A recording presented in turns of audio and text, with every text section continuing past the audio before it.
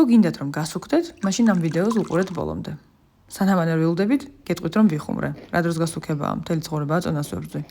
დღეისთვის მოგიმზადეთ ძალიან გემრიელი და ჯანსაღი სალატი. ეხლა კი ვერავინ შემიძლია ეს სალატი ჯანსაღი არ არისო, მაგრამ ერთი არ პროფესორს მაინც ველოდები კომენტარებში. ერთი პატარა თავი იასამნისფერი კომბოსტო დაჭერით ცვილად. სასიამოვნოა, როდესაც მირთმევის დროს ყველა ინგრედიენტი დაჭერილია ცვილად. შემდეგ გათარეთ ერთი სტაფილო და გახეხეთ მსხვილ სახეხზე. ასევე ცვილად დაჭერით 2 ცალი წითელი ბულგარული წიწაკა. 2 ცალი კიტრი გაჭერით შუაზე, ამოუღეთ გული და ისიც დაჭერით. ასევე დაგჭირდებათ მწვანე ხახვი, ცოტა კამა და ოხრახუში. თუ გიყვართ და მოგწონთ, დაუმეტეთ ქინძიც. შემდეგ ყველაფერი რაც უკვე დავჭერით, გადაიტანეთ საერთო თასში და დაუმეტეთ ტკბილი სიმინდის მარცვლები. ეხლა კი მოვუმზადოთ დრესინგი. ქილაში ჩაასხით ზეთი ან ზეითუნის ზეთი. დააწურეთ 1 ცალი მთლიანი ლიმონი, ცოტა ბალზამიკოს ძმარი, ორეგანო და მარილი გემოვნებით, 2-3 კვილი გაჭრილი ნიორი და აანჯღვრიეთ ქილა.